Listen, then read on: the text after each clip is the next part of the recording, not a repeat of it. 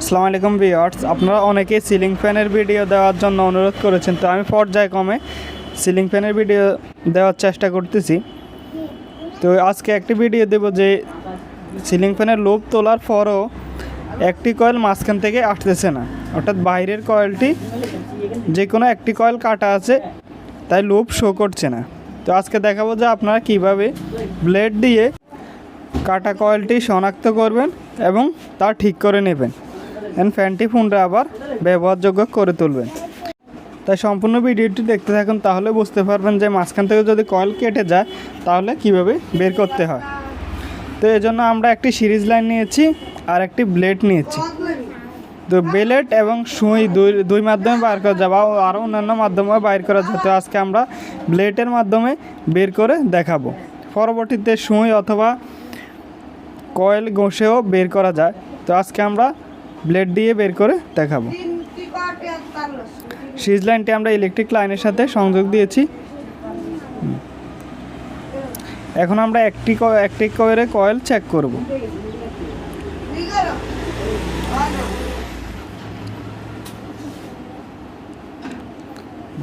বাইরে কয়েলটি কটন কাপড় দিয়ে পেঁচানো আছে, তাই আমরা ব্লেডটি উপরে ধরে ধরে চেক করতেছি।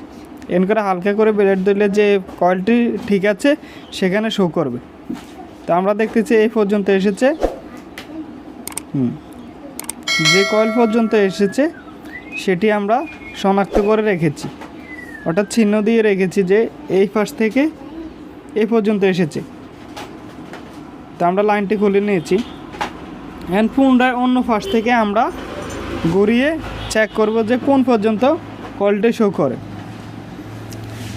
দোনো পাশ থেকে চেক করলে বোঝা যাবে যে কোন কয়েলটি কাটা আছে। তা আমরা প্রথমে এক পাশ থেকে চেক করেছি, এখন আমরা অন্য পাশ থেকে চেক করব। একটি তার ব্লেডের সাথে লাগিয়ে আরেকটি তার আমরা লুবের সাথে লাগিয়ে রেখেছি। তো এখন আমরা অপর প্রান্ত থেকে চেক করব। এখানে চেক করছে।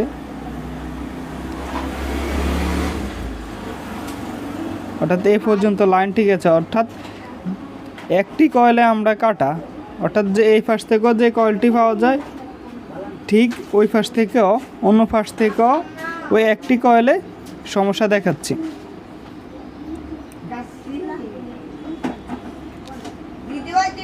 যে কয়েলটি সমস্যা রয়েছে সেই কয়েলটি আমরা কাপড় ঘষে নেব বা কাপড় পরিষ্কার করে নেব। কয়েলটি কাপড় থেকে বের করে নেব। আমরা লাইনটি খুলে দিয়েছি এবং আস্তে আস্তে আমরা কাপড়গুলো পরিষ্কার করে নিতেছি। কয়েলটি ঘষে আবার আমরা পুনরায় লাইন দিয়ে দেখব।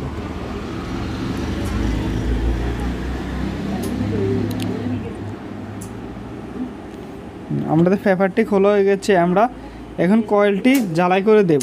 এর মাঝখান থেকে কোনটাতে ছিঁড়ে গেছে বা কাটা গেছে সেটি তো খোলা সম্ভব না, তাই আমরা উপর থেকে ঘষে উপর থেকে সবগুলো তার জ্বালাই করে দেব। একটি কয়েল জ্বালাই করলেও আপনার ফ্যানে কোনো সমস্যা হবে না, ফ্যানটি পুনরায় চলবে বা ঠিক হয়ে যাবে।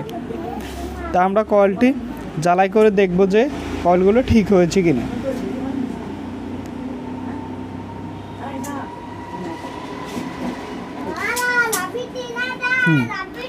আমাদের কয়েলটি আমরা জ্বালাই করে নিয়েছি, যে কয়েলটি সমস্যা পেয়েছি সেটি জ্বালাই করে দিয়েছি।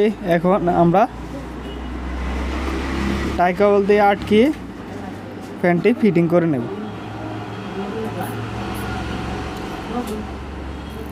ধন্যবাদ, সবাই ভালো থাকবেন, সুস্থ থাকবেন।